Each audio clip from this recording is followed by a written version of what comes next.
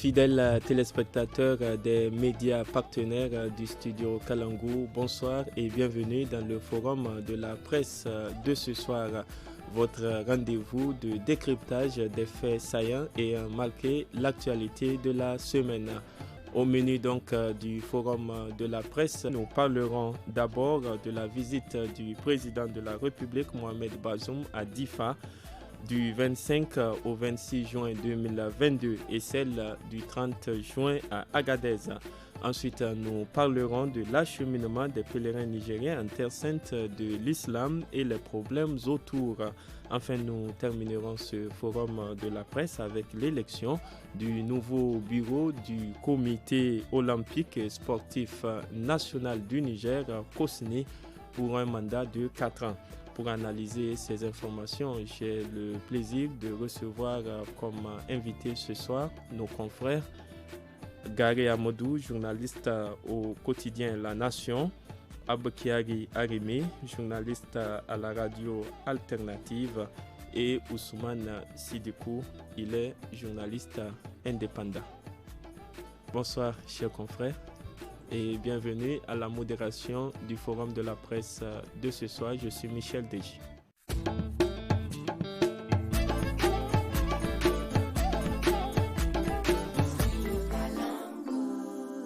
Nous débutons le forum de la presse de ce soir par la visite du président de la République à Difa les 25 et 26 juin dernier. C'est devenu une tradition pour le chef de l'État, Mohamed Bazoum, d'aller au chevet des populations éprouvées par les attaques terroristes et d'exprimer sa solidarité à leur égard. Durant son séjour, il a été à la zone de défense numéro 5 où le chef de l'État a exprimé son soutien, ses encouragements et ceux de toute la nation aux officiers, sous-officiers et hommes du rang qui combattent dans cette région dans le cadre de la lutte contre le terrorisme et le banditisme armé. Je propose de suivre les propos du chef de l'État, Mohamed Bazoum, des propos recueillis par notre envoyé spécial à Difa, Mokhtar Hamadou.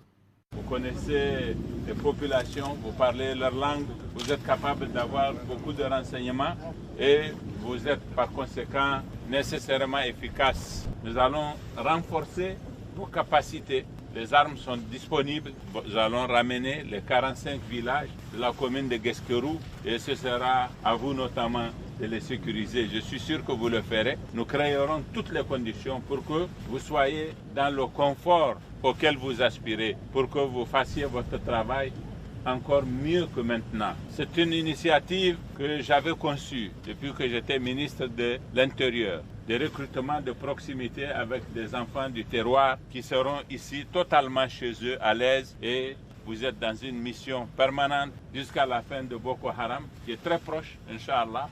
Ousmane Sidikou, quelle lecture faites-vous de cette visite du chef de l'État dans la région de Difa? C'est la deuxième jusqu'à la troisième fois depuis la date de son investiture, il y a 1 an, quelques mois. Merci bien Michel, vous l'avez si bien dit, ça devrait être sa deuxième ou sa troisième visite.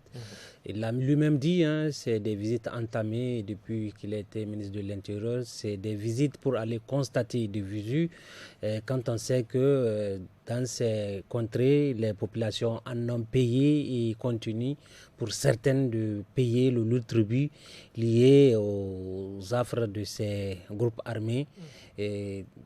Tout comme le banditisme armé. Et moi, je pense que c'est une très bonne chose. C'est une très bonne chose aussi bien pour les populations que pour les FDS. Et les FDS qui se voient le moral rehaussé et qui se voient rassurés. Il l'a si bien dit à travers ses propos que effectivement les moyens seront mis à leur disposition, c'est-à-dire leurs capacités seront renforcées pour davantage mener vraiment le combat qu'elles ne cessent d'ailleurs de mener si bien sur le théâtre des opérations. Donc ça ne peut que les galvaniser aux populations de se voir rassurées, et surtout avec, il a dit, ce recrutement de proximité. Ça veut dire que ce sont les enfants du terroir qui auront en charge la sécurité des personnes et de leurs biens, c'est-à-dire de leurs parents, si je peux leur dire. C'est une très bonne chose. Et si les moyens sont mis à leur disposition, ils connaissent les terroirs, ils connaissent les coins et recoins, donc le réatissage ne posera pas problème.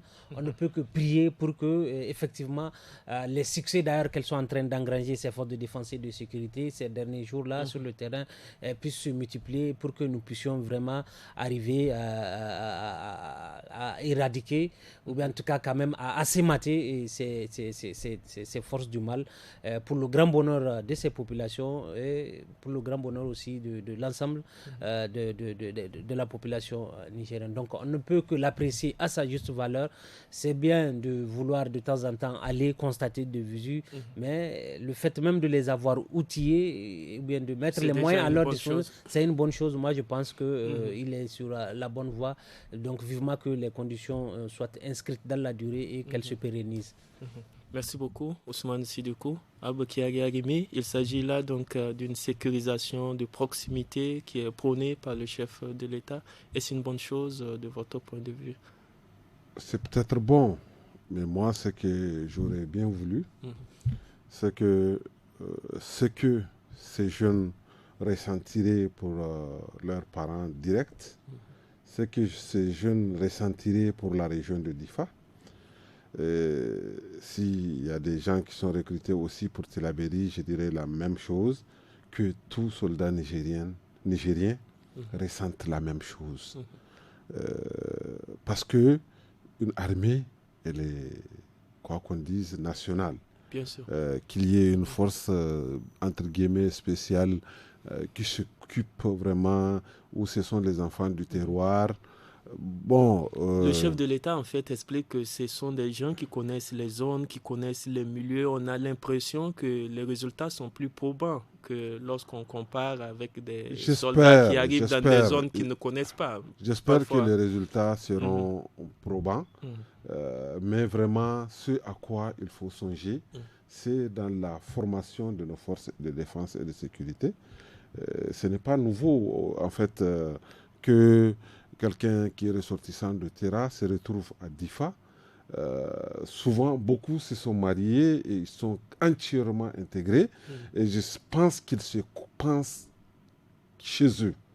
Et moi, je préfère cet aspect que de prendre, soi-disant, dans le terroir. D'ailleurs, je me rappelle à l'époque de la réaction de Boko Haram qui est allée s'en prendre à des gens qui ont raté le test, qui n'ont pas été recrutés parmi ces gens-là. Ils ont tué 2 ou 3 personnes parce qu'ils ont osé se présenter. Et donc, vous savez, en matière de sécurité, la barrière, elle est petite. Et c'est pourquoi, moi, vraiment, j'aurais bien voulu que ça soit l'armée tout entière, que des ressortissants de n'importe quelle région, oui, y compris des ressortissants de Difa, tels que le lieutenant, c'est ça, Issa, qui a été tué à Difa, le capitaine Issa qui a été tué, qui est ressortissant de la région, qui s'est battu jusqu'à son dernier souffle, il est mort arme à la main. Oui, c'est très bien, mais on peut trouver, à mon sens, des gens comme ça partout dans le Niger et qui ont du mal qu'une seule portion de ce pays-là soit en danger. Et moi, je préfère ça. Je pense que il ne faut pas privilégier ça. Moi, je n'aime pas trop. Vous attirez donc l'attention sur le tissu social. Quand une seule région est touchée, naturellement, c'est toute la nation que ça engage, et y compris l'armée. Elle doit être républicaine, c'est cela. Vous dites oui. Amadou Garé, est-ce que vous partagez ce point de vue? Non, moi je suis... par rapport à cette stratégie? Cette stratégie du président de la République, je la comprends très bien parce que... Il dit que c'est depuis qu'il était ministre de l'Intérieur qu'il pensait à ça. Mais c'est quelqu'un qui... la sécurité, il connaît, c'est son domaine. Pratiquement, je peux le dire puisqu'il a été ministre de l'Intérieur avant d'être président de la République, chef suprême des armées. Bazoum connaît les questions de sécurité. Et il faudrait bien comprendre ce qu'il dit. Parce que quand il dit qu'on va recruter des jeunes de DIFA dans l'armée, il ne veut pas dire qu'on va faire de l'armée du DIFA une armée composée uniquement des jeunes de DIFA. Ah non. Ce qu'une armée dans laquelle il y a des éléments de DIFA, c'est une armée qui va pouvoir avoir un surplus en matière de renseignement militaire. C'est ça le sens, ce qu'il veut dire. C'est pas qu'il veut dire, ah non, non, oui, tout le contingent qui a DIFA, c'est les gens de DIFA. C'est pas ça. Ah non. Les gens sont en train de mal comprendre ce qu'il veut dire. Il dit, on va recruter des jeunes de DIFA parce que si on a une armée dans laquelle il y a beaucoup de jeunes de DIFA, elle va nous permettre, pour cette région-là, pour cette zone-là, d'avoir les renseignements nécessaires qui puissent permettre de contrecarrer les groupes terroristes. Au niveau de chaque village, puisque voilà le sens. La sécurisation, c'est au voilà niveau le sens. villages. Et c'est quelque chose qui a commencé déjà au niveau même de la région de Tillabéri, parce qu'à Inates, déjà, je crois qu'il y a eu des recrutements qui ont été faits dans cette zone-là. Et c'est quelque chose qui va se répercuter partout. Bon, parce que DIFA, la particularité, c'est que les gens parlent beriberi. On peut dire qu'au Niger, partout, voilà. Mais si vous avez, au niveau de Boko Haram, des éléments qui parlent beriberi, et donc si vous avez, au niveau de l'armée, des éléments qui parlent beriberi, ça peut permettre de renforcer le côté renseignement de l'armée. C'est ça le but, c'est ça ce qu'il dit. Le président Mohamed Bazoum a profité de son séjour à DIFA pour réceptionner dans l'après-midi du dimanche 26 juin 2022 un lot de matériel de guerre offert par l'Union africaine au profit de la force mixte multinationale. Qu'est-ce qui manque finalement pour que ce combat contre le terrorisme soit définitivement gagné à DIFA, Ousmane Sidiko? Bon, il ne faut pas s'attendre que du jour au lendemain que effectivement cette force du mal-là soit vaincue. Déjà, la dynamique entamée, elle est bonne. Le recrutement, surtout de proximité, je reviens partageant au passage l'inquiétude de Abba. C'est vraiment beau de recruter dans le terrain, mais ce qu'il faille apprendre, ce sont les représailles. Il l'a si bien dit, il y a des éléments qui étaient partis pour être enrôlés, mais qui n'ont pas pu être enrôlés, à qui certains ont perdu leur vie. Maintenant, quelles sont les dispositions prises? Déjà, ce sont les enfants du terroir enrôlés. Quels sont les garde-fous pour que, en termes de représailles, leur famille ne soit pas touchée? C'est ça là où je partage l'inquiétude de ça veut dire que c'est un couteau à double tranchant. Effectivement. Il peut y avoir des résultats positifs, mais il faut faire attention. Il faut des dispositions pour voir... Tout comme ce sont des enfants du terroir, eux-mêmes de l'autre côté, ils ont des informations. C'est-à-dire ils n'ont pas le nombre exact, mais ils savent qui a été enrôlé. Il l'a dit, le président Bazoum Mohamed, c'est que la situation va être évaluée donc et voir les réajustements qu'il y a lieu de faire en tant que chef suprême des armées. Mais tout cela, est-ce que ça contribue à maintenir les populations dans leur terroir et qu'en tout cas, il n'y ait plus de déplacés? Quand elles ont l'impression qu'effectivement, il y a des gens qui veillent sur leur sécurité, moi je pense que c'est rassurant. C'est rassurant et au regard aussi, comme je l'avais dit à l'entame de mes propos, au regard des résultats que ces FDS sont en train d'enregistrer, ça rassure. Elles n'ont pas l'impression qu'elles ont été abandonnées. Donc maintenant, en renforçant les capacités opérationnelles des FDS, moi je pense que l'espoir est permis, donc la forte dose d'optimisme pourrait être observée chez ces populations qui, espérons-le, pourront retrouver d'où est-ce qu'elles étaient venues. Merci beaucoup. Il faut également souligner que le président de la République a présidé le jeudi 30 juin un forum sur la paix, la sécurité et la cohésion sociale à Agadez. Aboukari Arimi, quelle analyse par rapport à ce déplacement de Bazoum à Agadez également? Je trouve que c'est bien normal. Agadez, c'est le Niger, ça mérite d'accueillir au moins une fois par an le président de la République, mais aussi le contexte est globalement différent du reste du pays. Les années 90 et même les années 2000, c'était à Agadez qu'on connaissait l'insécurité. Mais il y a une nouvelle forme d'insécurité qui malheureusement est née parce qu'il n'y a pas de mois qui passent globalement, on peut le dire, où il n'y a pas de réseaux de trafic d'armes, de trafic de drogue qui sont démantelés, parfois qui s'en prennent même aux forces nationales.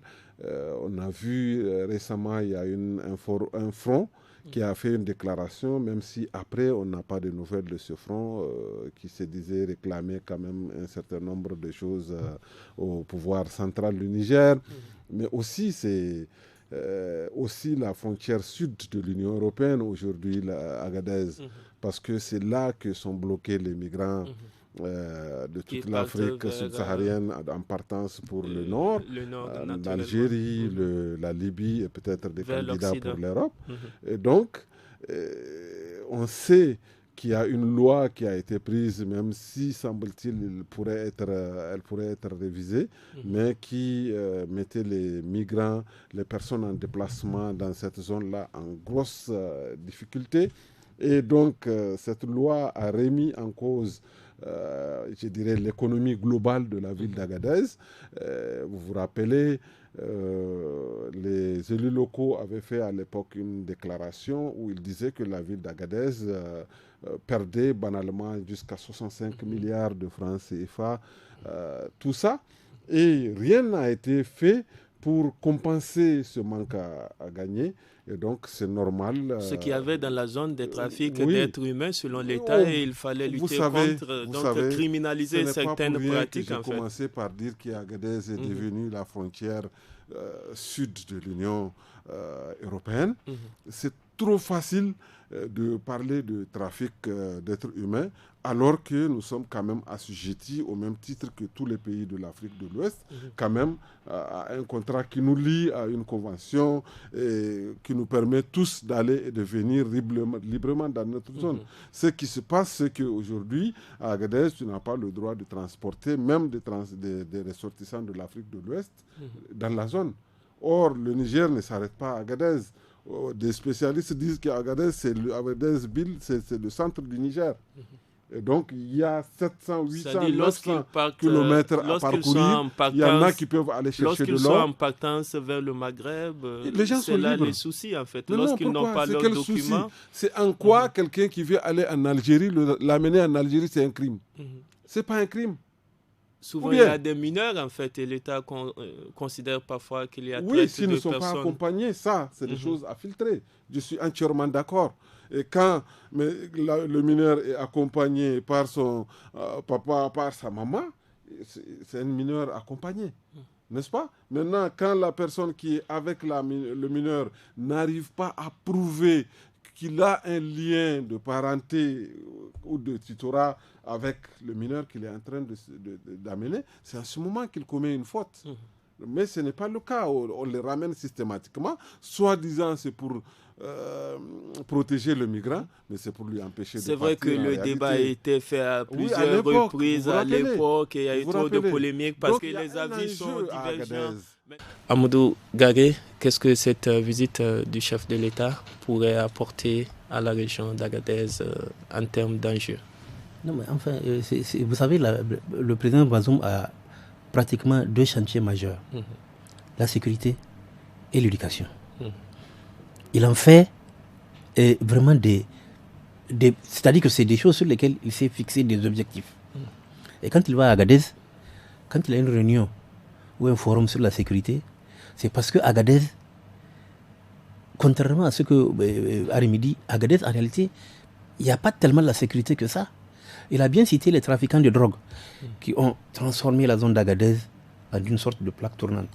On connaît tous la place Salvador, une plaque qui est un point qui est situé entre l'Algérie, la Libye et le Niger, mais qui est un couloir de passage pour les trafiquants de drogue et les groupes terroristes. Et quand on connaît les relations entre les groupes terroristes et les trafiquants de drogue, on se rend compte qu'il y a vraiment un danger.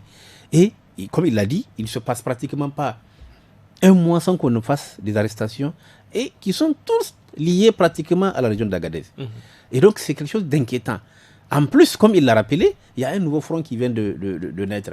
Bon, quelle est l'envergure de ce front? Je crois que c'était un ancien employé de la CNPC frustré qui a été viré. Voilà, parce qu'il s'occupait du volet sécurité de la CNPC. Et il faisait en même temps de la politique. On lui a dit non, tu ne peux pas faire deux choses à la fois, c'est pas possible. Et voilà, il a eu des problèmes et puis on l'a viré, il est devenu en colère, il est parti, il a fait des vidéos. Avant qu'il ne fasse cette attaque-là, du Diado, il avait déjà fait des vidéos enflammées avec quelques personnes. Voilà. Maintenant, quel est son envergure? Mais il ne faut pas le négliger. Alors, ça veut dire quoi? Ça veut dire que lui, le président Bazoum, il prend les choses très au sérieux, surtout par rapport à ces événements-là. Et il sait très bien que des petits mouvements peuvent aboutir à quelque chose de grand, il le sait. Et donc, il prend les mesures, il vient, il discute sur la paix et la sécurité. Et quand il parle de paix et sécurité, effectivement, tous les sujets sont là. Même le sujet de la migration. Le problème du sujet de la migration, c'est que on est là, on voit seulement l'intérêt de la ville d'Agadez. C'est comme si on dit... C'est-à-dire que Agadez n'a pas de frontière avec l'Europe. Agadez a des frontières avec l'Algérie, la Libye. Bien sûr. Ce sont des couloirs de passage avant de partir pour traverser la mer et partir en Europe. Le problème, c'est que si l'État arrive à arrêter les migrants à partir d'Agadez, c'est qu'ils ne seront pas dans le Maghreb et ils n'iront pas en Europe. C'est à cause de ça, il explique que c'est un mur en fait. Non, le problème, oui, c'est un mur. Mais moi, je peux comprendre ce mur-là. Tu sais pourquoi? Parce qu'en Libye, c'est un no man's land. Vous avez tous vu des vidéos de migrants maltraités, tués, on demande des rançons. Vous avez tous vu ce qui s'est passé à Ceuta, à Melilla plutôt, récemment. Des migrants massacrés. Vous avez tous vu des bateaux qui ont coulé avec des migrants en mer. Si le Niger peut maîtriser son côté, si le Niger décide, bon, il n'y a pas de problème, je ne me soucie, je ferme les yeux sur ce qui peut se passer après. Donc, voilà, donc je laisse les migrants, je dis, bon, écoutez, la loi 2015, on l'abroge, c'est fini. Donc là, on reprend les... Voilà. Donc moi, ce qui m'importe pour moi, c'est l'économie de la ville d'Agadez. Le reste, ce n'est pas mon problème. Vous pensez franchement que c'est une attitude responsable, Michel? Chacun a ses avis par rapport à cette question de migration. Merci beaucoup. J'ai dit au tout début que les avis sont divergents. Ousmane Sidikou, est-ce qu'on peut espérer qu'un jour cette paix définitive revienne pour toutes les régions de notre pays? Oui, moi je pense que c'est bien, et surtout que Agadez est revenu de très loin. Agadez, dans les années 90, tout le monde a souvenance de ce que Agadez a vécu. Et Agadez aussi, il y a vraiment tout un symbole, la célébration de la journée de la Concorde. C'était là-bas, donc à travers le fait que les autres ont rendu les armes. Moi je pense que c'est un symbole. Maintenant, vouloir organiser ce forum dans le cadre de la paix et la sécurité, et tout comme la cohésion sociale. Aujourd'hui, vous partez à Agadez, moi je pense que toutes les couches ils sont assez représentatives. Ce serait bien de créer le cadre pour que ces différentes couches ethno-linguistiques se retrouvent et pour pouvoir en débattre. Maintenant, ce qu'il ne faut pas occulter, c'est bien sûr cette question migratoire, Michel. Aujourd'hui, moi je ne répondrai pas, je notifie seulement à Gary que nous ne sommes pas dans cette bulle dont il veut forcément nous confiner, en tout cas pas dans la sienne, mais toujours est-il que ce problème, chacun a ses avis, les téléspectateurs jugeront d'eux-mêmes. Voilà. En tout cas, moi je pense que on a dit que c'est problématique, on le sait, mais je dis et je le répète vraiment, rien que la création de ce cadre, moi je pense que c'est une bonne chose et que prions que les recommandations et les conclusions qui en seront issues seront matérialisées pour que effectivement le renforcement de la cohésion sociale qui est un pivot assez important puisse vraiment se sentir à travers les relations. Sinon de tout le temps, Agadez vraiment a été vraiment ce carrefour où c'est en quelque sorte ce melting pot. Merci beaucoup Ousmane Sidikou. Nous n'allons pas donc insister sur la question de la migration puisque c'est une problématique à ce niveau où les avis sont divergents. Nous respectons tous les points de vue par rapport à ce sujet. Revenons à présent sur ces inquiétudes qui planent par rapport à l'acheminement des pèlerins nigériens en terre sainte de l'islam. Rappelons que cette année, à cause de la pandémie de Covid-19, les autorités saoudiennes ont décidé de limiter le nombre total des pèlerins au niveau mondial à 1 million de personnes, dont 7194 places pour le Niger. Dans un point de presse animé dans l'après-midi du mercredi, après un retard accusé dans le premier planning de vol, le ministre de l'Élevage, porte-parole du gouvernement, a rassuré que toutes les dispositions sont en train d'être prises pour que le Hajj 2022 soit une réussite totale. Nous l'écoutons. Sur ces 7194, à l'heure où je vous parle, 6870 pèlerins ont eu leur visa. Il reste encore 324 qui sont en cours d'obtention de visa et la procédure suit son cours normalement, et nous pensons que très rapidement, en tout cas dans les heures qui suivent, ces autres pèlerins, ces 300 autres pèlerins auront également leur visa. Le premier vol a été organisé le vendredi 24 juin. Et plusieurs autres vols ont suivi. À l'heure où je vous parle, en tout cas cet après-midi, puisque nous attendons cet après-midi l'arrivée d'un avion, nous aurons enregistré le départ de 1973 pèlerins sur les 7194. Il va nous rester 4068 pèlerins exactement. Je voudrais, au nom du gouvernement, rassurer les pèlerins, rassurer les familles des pèlerins et rassurer l'ensemble des Nigériens que toutes les dispositions sont en train d'être prises pour que le Hajj 2022 soit une réussite totale. Aboukari Arimi, quelle analyse faites-vous de cette sortie médiatique du ministre de l'Élevage, porte-parole du gouvernement, Tidjani Abdul Kadri, par rapport avant sa sortie à l'acheminement des pèlerins? J'étais très étonné, vu le fait que c'est quand même trois, comment on appelle, trois niveaux, trois années de pèlerins qui sont regroupés en 2020, en 2021. J'étais quand même étonné que des problèmes ne se posent pas déjà jusqu'à aujourd'hui.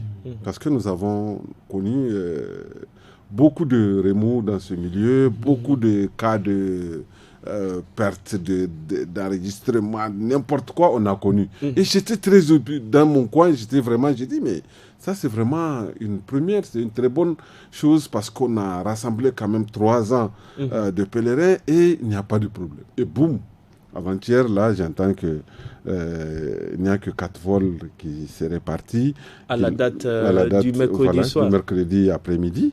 Et voilà, normalement il devait y avoir au moins 13, semble-t-il. 11 vols. Sur 13 environ. Voilà. À la date du mercredi soir. Voilà. Les vols chaque heure. Voilà. Donc je ne sais pas. Maintenant là, le gouvernement rassure, ils disent qu'ils sont en train de prendre normalement les dispositions de. Mais il précise lui-même qu'il y a environ, ou disons, il a été même précis, 324 personnes qui n'étaient pas en possession de leur visa. De leur visa. Est-ce qu'on peut espérer qu'ils puissent tous obtenir leur visa et te voir optimiste par rapport normalement, à la suite, obtenir le visa pour un pèlerin, normalement, c'est pas compliqué. Il paye son argent. Ça, j'ai vu dans les billets, c'est que ça coûte 49 000 ou quoi.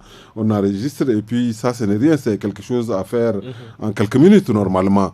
Ça ne peut pas être un problème. Maintenant, est-ce que à la date du 3 où les frontières de l'Arabie Saoudite seront formées dans le cadre à Médine, n'est-ce pas, le 3 à Jeddah, c'est le 6 juillet. Voilà. La fermeture. Voilà. Et on aurait dû nous expliquer pourquoi ce retard.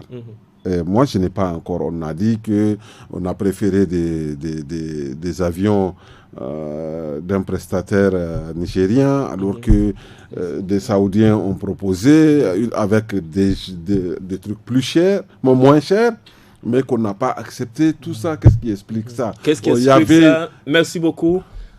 Amadou Garé, pourquoi ce problème de transport alors que le Coro quand même a eu beaucoup de temps pour se préparer et il faut noter qu'habituellement on va jusqu'à 15 000 pèlerins chaque année alors que cette année c'est là où se trouve on a une moitié pratiquement c'est comme du si nombre. On vous dit chercher l'erreur.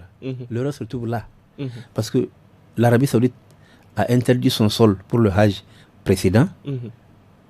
Les agences de voyage ont pris l'argent des pèlerins. Ils ont fait des formalités. L'Arabie Saoudite a dit qu'il n'y aura pas le Hajj cette année, mais les agences n'ont pas remboursé les pèlerins. Première erreur. Mais à qui l'État, la faute à l'État. À l'heure actuelle? Non, la faute à l'État. Déjà, quand vous avez appris que l'Arabie Saoudite a fermé les frontières et que les pèlerins ont déjà payé, vous devez mettre en place une commission pour voir, pour en tout cas veiller à ce que ceux qui ont payé soient remboursés. Non, c'est le désir. C'est le désir, bien sûr. Mais déjà, il y a ce paquet-là qui est là, qui n'a pas été remboursé. Et qu'est-ce qu'on fait? Les mêmes agences de voyage, parce que c'est la mafia des agences de voyage, les mêmes agences de voyage ont continué à prendre l'argent d'autres pèlerins alors qu'ils ont déjà un stock de pèlerins qui n'est pas parti et qu'on n'a pas remboursé. Ils ont continué à prendre et paf, l'Arabie Saoudite dit 7 000. Ça encore, c'est parce que le Niger, l'Arabie Saoudite respecte beaucoup le Niger, 7 000. Elle dit 7 000 sur les 1 million. Et les agences de voyage sont là avec tous ces problèmes-là.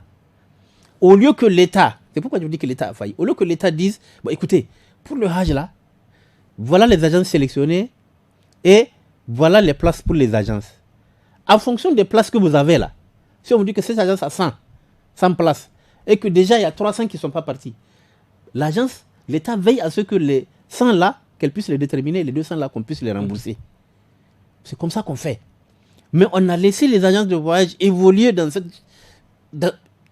pratiquement en opérant du non-droit et en spoliant les pèlerins qui payent. Le souci actuellement pour les pèlerins qui attendent et qui s'impatientent, c'est comment faire pour pouvoir être à la Mecque. C'est très simple. Parce qu'on voit déjà qu'il y a des rites qui avaient commencé, des rites au niveau notamment des visites des mosquées, au niveau de la Oumra, certains profitent pour visiter les cimetières historiques et tout ça. S'ils ne ratent pas le mont Arafat, etc., s'ils ne ratent pas beaucoup de parce qu'on m'a dit, c'est plus tard. On m'a dit, c'est plus tard, oui. On espère bien qu'ils pourront, c'est après la fermeture. C'est après, oui, mais enfin, ce que j'ai dit, c'est qu'aujourd'hui, l'État ne doit plus se focaliser sur un seul avionneur.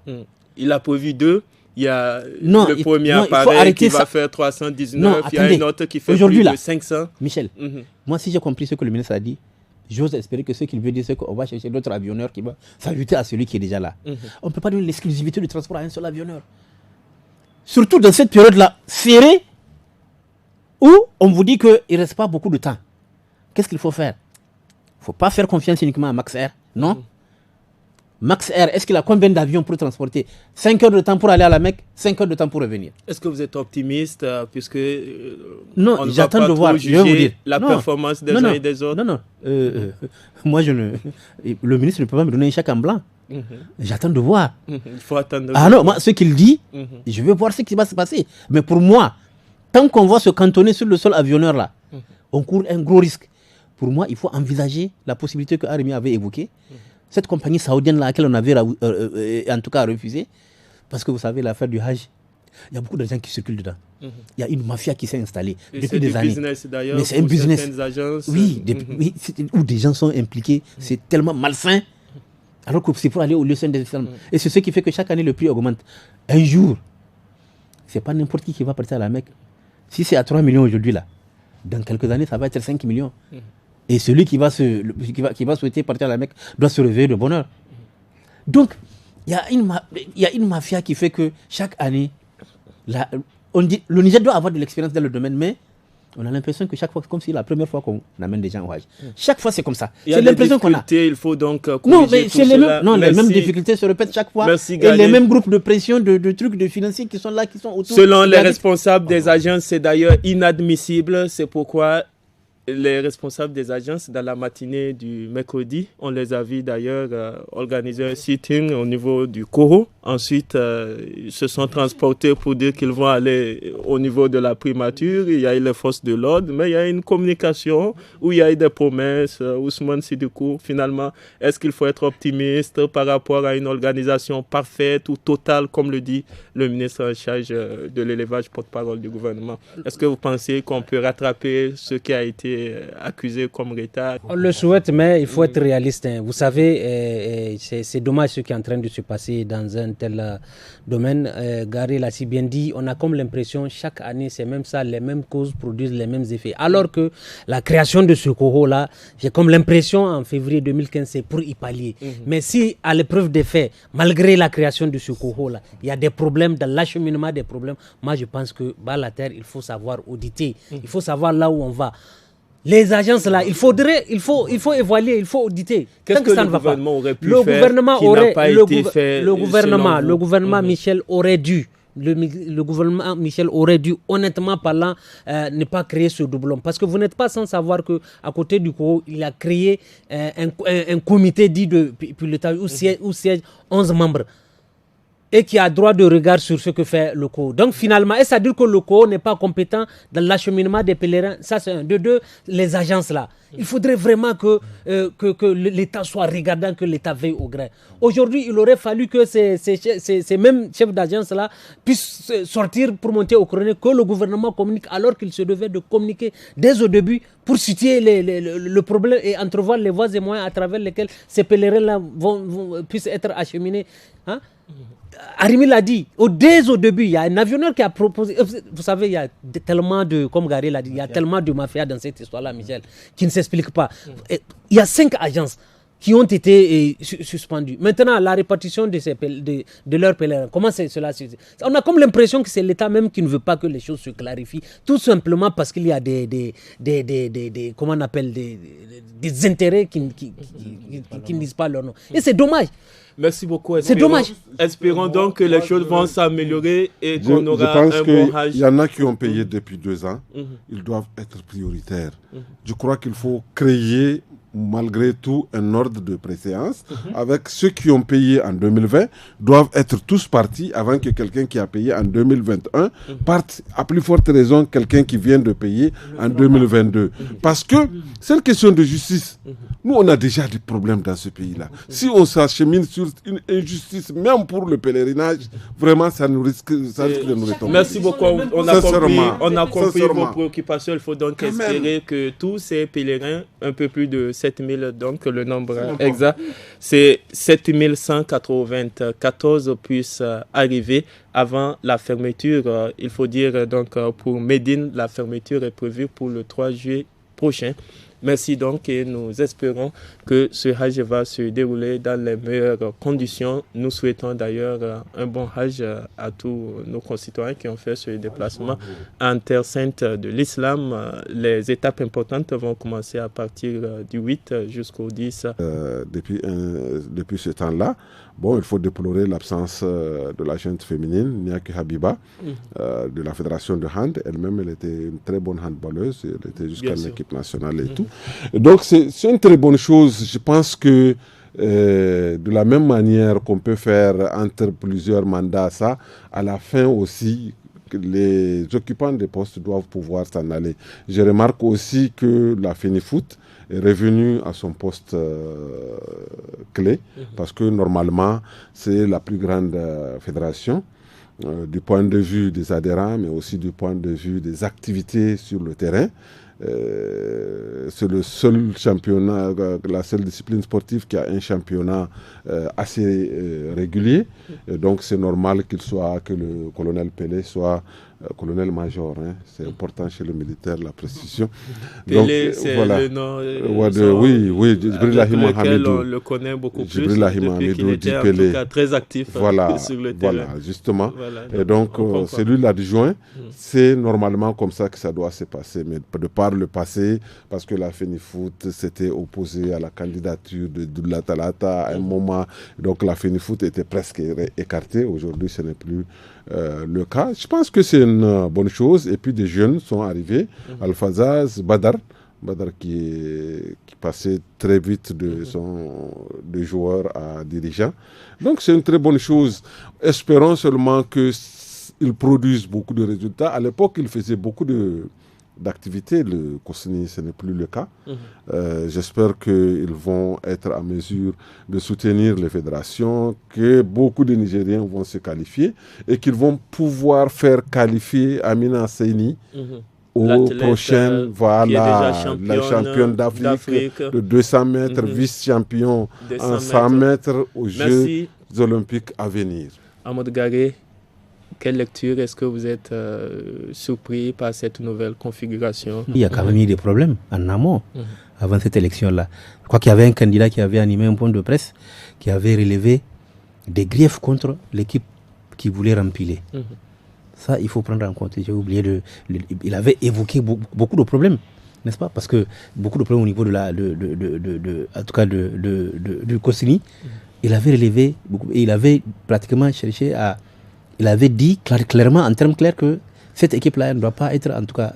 Donc c'est pas quelque chose. Non, c'est pas quelque chose qui s'est passé. Non, c'est pas quelque chose qui s'est passé comme dans un film rose. Ils arrivent là, tout le monde était content, tout le monde. Ah non, il y a eu des problèmes en amont. Et ce monsieur-là a animé un point de presse, il a soulevé des trucs. Bon, il a été apparemment mis en minorité, mais c'est la démocratie qui a marché. Moi, je suis content parce que pour Ida Saka, parce que Ida Saka est dans le milieu depuis très longtemps. Moi, je l'ai connu quand j'étais à l'ONEP. Quand on était au niveau de l'équipe qui s'occupait un peu du volet sport. Donc, c'est quelqu'un avec qui on était pratiquement en contact. C'est vraiment quelqu'un qui est impliqué dans le mouvement sportif nigérien. Moi, je suis très content pour lui. Maintenant, il y a un autre problème que Arimi a soulevé. Voilà, il y a un autre problème qu'Arimi a soulevé, c'est le fait que des dirigeants s'éternisent à des postes. Ça, c'est une problématique à laquelle il faudrait qu'on trouve des solutions. Vous savez, ça me rappelle quand Issa Hayatou était le président de la CAF. Pendant combien d'années il a dirigé la CAF? Et après, 27 ans. Mais c'est trop ça. C'est-à-dire, ce n'est pas un trône. À un certain moment, tu laisses la place. Et puis, il faut qu'on montre que c'est quelque chose qui est dynamique. Merci beaucoup. Voilà. Ousmane Sidoukou, qu'est-ce qu'il faut souhaiter à cette nouvelle instance dirigeante moi, je ne peux que leur souhaiter un bon mandat, mais il ne faut pas occulter le monde sportif où le fair play se doit de prévaloir, et surtout que cette équipe a reproché, ce qu'elle a reproché à l'équipe des Doulayout, là, on voit qu'elle est en train de vouloir refaire les mêmes choses. Moi, je pense que c'est vrai, c'est un monsieur qui a beaucoup duré dans le domaine. Raison de plus pour ne pas se donner ce à quoi ils se sont adonnés. Bon, soit dit en passant, il faudrait que cela leur serve. Vraiment, il ne faudrait pas trop s'accrocher. Quand vous faites les mandats de façon légale, il ne faut pas beaucoup tendre vers le Tazadké, parce que, comme l'a si bien dit De Gaulle, il faut savoir quitter les choses avant qu'elles ne vous quittent. Merci beaucoup. C'est donc avec cette assertion que nous allons terminer. Chers auditeurs et téléspectateurs des programmes du Studio Kalangu, nous sommes au terme de ce forum de la presse de ce soir. Merci à nos invités, Garé Amadou, journaliste au quotidien La Nation, Abokia Garimi, journaliste à la radio alternative, et Ousmane Sidoukou, journaliste indépendant.